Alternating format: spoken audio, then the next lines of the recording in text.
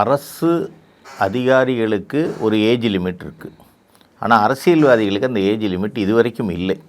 இதையுமே எனக்கு தெரிஞ்சு திமுக நம்மளுடைய ஆர்எஸ்எஸ் பிஜேபியிலேருந்து தான் காப்பி அடிச்சிருக்க மாதிரி எனக்கு தோணுது. 75 வயதுகளுக்கு மேலே இருக்க வேண்டான்னு ஒரு முன்னாடி மோகன் பகவத் சொன்ன ஒரு கருத்து, 2 பதவிகள் ஒருத்தர் வச்சுக்கக்கூடாதுங்கிறது, இது எல்லாமே என்டிஏவோடைய பிஜேபியோடைய ஆர்எஸ்எஸோடைய அந்த கருத்தை தான் இவங்க அப்படியே காப்பி பேஸ்ட்டு பண்ணியிருக்கிறாங்க. எவ்வளவு நாளைக்கு தான் ஒருத்தரே ஆட்சி அதிகாரத்தில் இருப்பார்? இது மன்னர் பரம்பரை கிடையாது. எனக்கு பிறகு என்னுடைய வாரிசு, அவருக்கு பிறகு அவருடைய வாரிசு, இல்லைன்னா நான் கல்யாணம் பண்ணி கொடுத்த பொண்ணுடைய மாப்பிள்ளை வாரிசு, இப்படிங்கிறது இது என்ன நம்ம தலையில் எழுத்தா? தமிழ்நாட்டு மக்களுக்கு மட்டும் அப்படி ஒரு தலையில் எழுத்து கிடையாது இல்லையா? இப்போ மற்ற மாநிலங்களில் பார்த்திங்கன்னா அப்படி இல்லை. ஆல்மோஸ்ட் பார்த்திங்கன்னா ரொம்ப குறைவு. அது அப்படி சொன்னாலும் ரொம்ப குறைவாகத்தான் அந்த மாதிரியான ஒரு நிலைப்பாடுகள் இருக்குது. இங்கே பார்த்தீங்கன்னா இப்போ லேட்டஸ்ட்டாக நீங்கள் துரைமுருகனை சொன்னனால சொல்கிறேன், என் மருமகளுக்கு சீட்டு கொடுன்னு கேட்குறாராம்.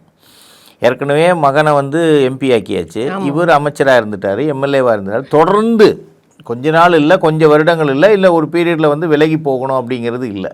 எப்போவுமே எங்கள் குடும்பம் ஆட்சியில் இருக்கணும், எங்கள் குடும்பம் அதிகாரத்தில் இருக்கணும், நாங்கள் மட்டும்தான் கொள்ளையடிப்போம், வேறு யாருக்கும் அதை நாங்கள் விட்டு கொடுக்க மாட்டோம் அப்படிங்கிற மாதிரியான ஒரு நிலைப்பாடு தான் இருக்குது. இப்போ முதல்வர் ஸ்டாலின் சொன்னேன்னா 2 விதமாக பிரித்து பார்க்குறேன். ஒன்று, இதே கேள்வி அவர் பக்கம் திரும்பும்போது இல்லை நான் பதவி விலகிட்டு என் பையனை முதல்வராக்குறேன்னு சொல்கிறதுக்கு ஒரு வாய்ப்பாகவும் அதை பயன்படுத்துவார். ஏன்னா உதயநிதியை நீங்கள் ஸ்டாலினுடைய அடுத்த சீட்டு கொண்டு வரும்போது எதிர்ப்பலைகள் வரும்.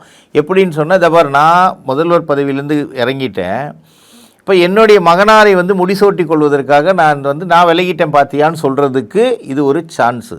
2வது, உண்மையிலேயே மேடைகளில் முதல்வர் பல முறை புலம்பிட்டார். கடந்த 5 வருடங்களில் விடிஞ்சு எந்திரிச்சா இந்த அமைச்சர்களால் வர்ற பிரச்சனை எனக்கு பெருசாக இருக்குங்கிறத சொல்லிட்டார். அதுக்கு உதாரணம் பொன்முடி, இந்த மாதிரி நிறைய பேரை நம்ம சொல்லலாம். ஏன்னா இவங்க வாட்டுக்கு பேசி வச்சுட்டு போயிடுறாங்க.